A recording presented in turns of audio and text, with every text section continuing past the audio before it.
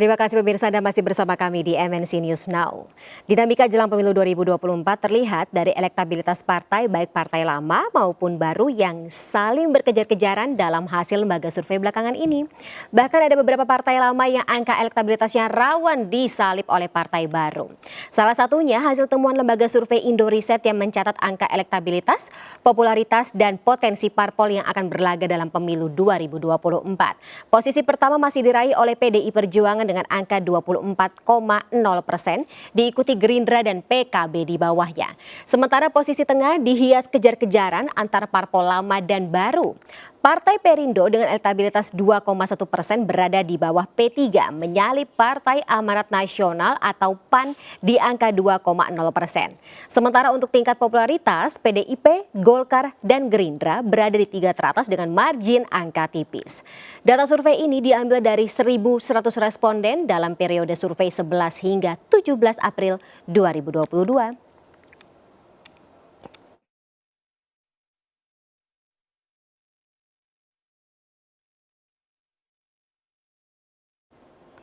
Ya pemirsa, lembaga survei Indoriset belum lama ini merilis hasil survei terbaru terkait tingkat popularitas dan elektabilitas dari partai-partai politik di Indonesia. Peringkat teratas dan terpopuler saat ini masih diduduki oleh parpol lama seperti PDIP, Golkar, dan Gerindra. Namun ada beberapa fakta yang juga cukup menarik, yakni elektabilitas beberapa partai baru yang menyalip partai-partai yang sudah lebih lama malang melintang dalam kontestasi demokrasi di Indonesia.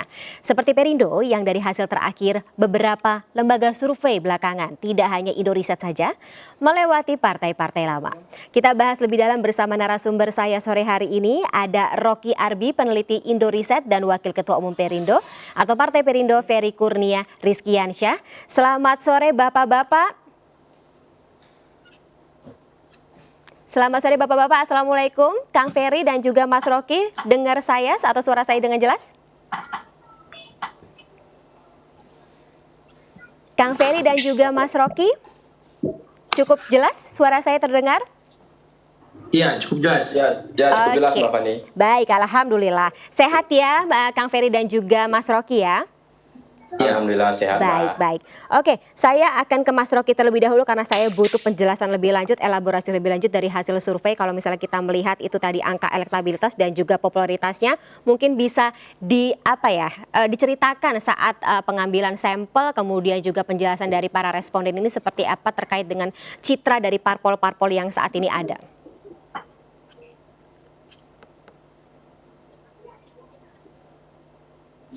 Baik, terima kasih Mbak Fani. Jadi kita itu sampelnya itu multi-stage random sampling, Mbak. Jadi ketika nanti sudah ditentukan PSU-nya, primary sampling unitnya, survei akan datang ke kelurahan, ke desa, meminta data jumlah RW dan RT untuk mengacaknya. Nah, seterusnya surveyor akan menentukan RT terpilih dari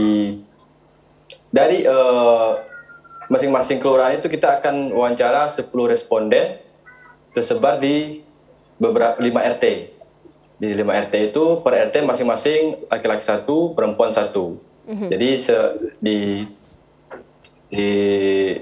data tersebut hanya 10 kakak kita wawancara. Yang pertama itu. Nah, memang di sini kita memang sempat menanyakan, ini pertanyaan terbuka. Jika pemilu legislatif diadakan hari ini, siapa yang akan Bapak Ibu pilih dalam partai apa yang akan Bapak Ibu pilih gitu. Nah, muncullah hasilnya seperti itu. Untuk PDI Perjuangan 24%, Gerindra 13%, PKB 12%, Demokrat 10%, dan seterusnya. Nah, kalau untuk pertanyaan yang bagaimana jika partai PKB, Gerindra atau mencalonkan Anies Baswedan dalam pemilu presiden 2024, manakah di antara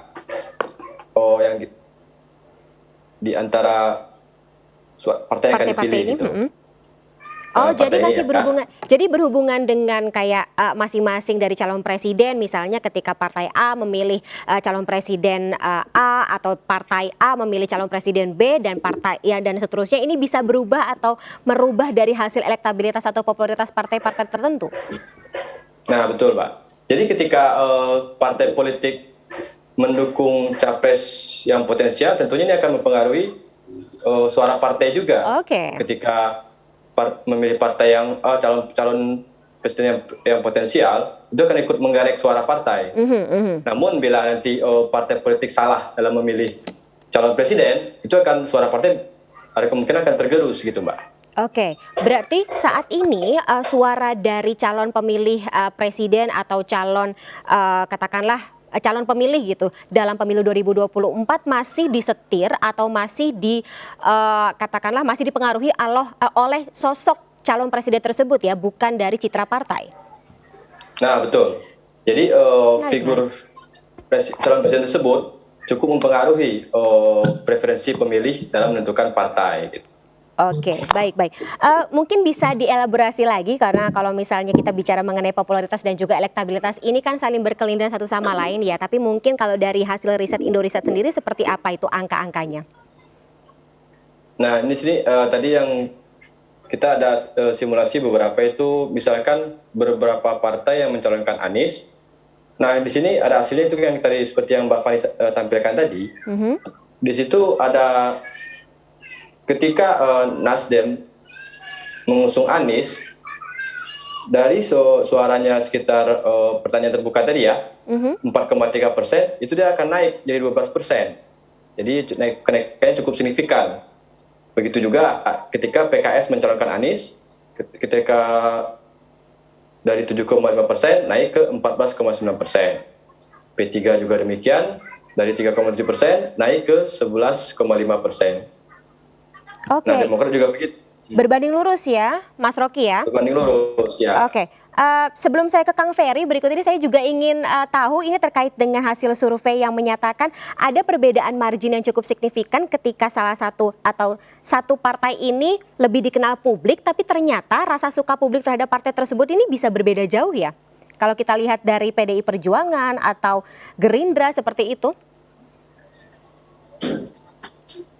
Nah, iya betul, Mbak. Memang itu ada beberapa faktor yang mempengaruhi kesukaan partai ya. Di sini kan kalau kita lihat misalkan Perindo ya, ketika ditanyakan apakah Bapak Ibu kenal dengan Partai Perindo, nah itu 72,7% responden menjawab kenal.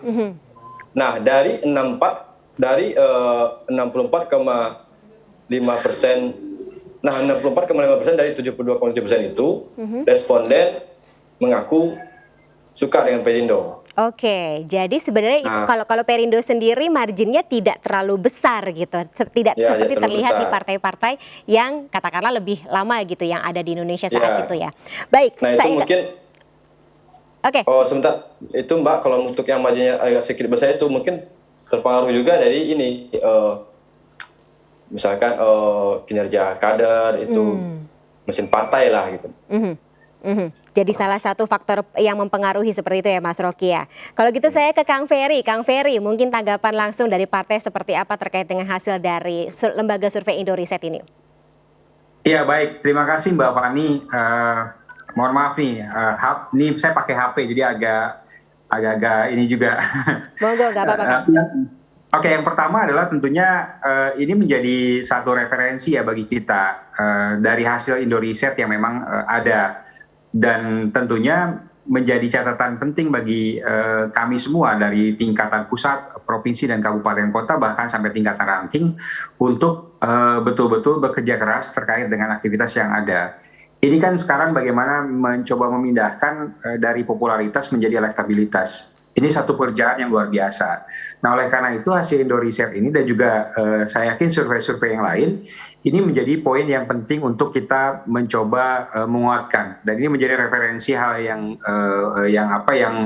baik sekali untuk nantinya bagaimana upaya-upaya yang harus dilakukan yang tadi dikatakan oleh Mas Rocky itu terkait dengan mesin partai, bagaimana dia bekerja dengan baik, dengan efektif, sehingga itu bisa menjangkau masyarakat.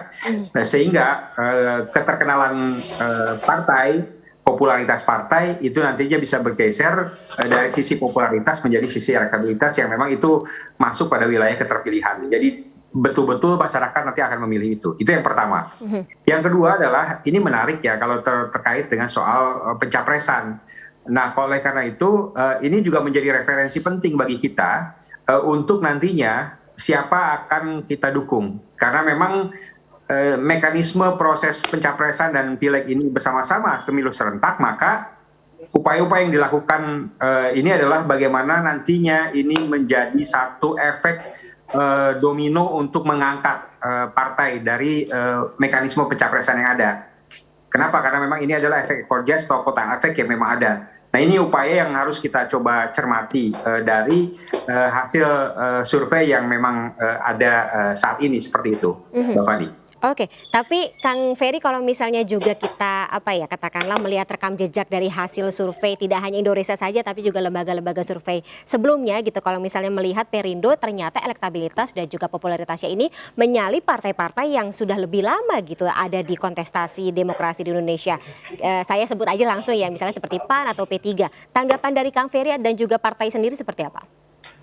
Ya, saya pikir ini tidak dalam konteks untuk berpuas diri ya. Walaupun misalnya kita itu di beberapa survei ini mencoba mencoba melihat satu kondisi bahwa ada beberapa partai parlemen yang memang elektabilitasnya turun. Tapi ini kan satu upaya yang juga harus kita juga cermati dan kita waspadai juga kan kayak gitu. Jangan sampai kita terlena, jangan sampai kita coba lihat ini menjadi hasil yang memuaskan, tidak. Tapi ini menjadi satu referensi yang penting bagi kita untuk terus kita berusaha berjuang meningkatkan upaya-upaya mencapai elektabilitas tadi, sehingga benar-benar masyarakat tuh suka dengan kita itu pasti akan memilih kita. Nah, ini yang saya pikir menjadi penting, bahwa kemudian nanti ada partai-partai yang memang itu dalam sisi kontestasinya itu akan di bawah atau akan di atas kita, itu tentunya juga tergantung dari bagaimana effort yang memang atau usaha yang memang dilakukan oleh Partai Perindo dalam aktivitas-aktivitas proses pemilu.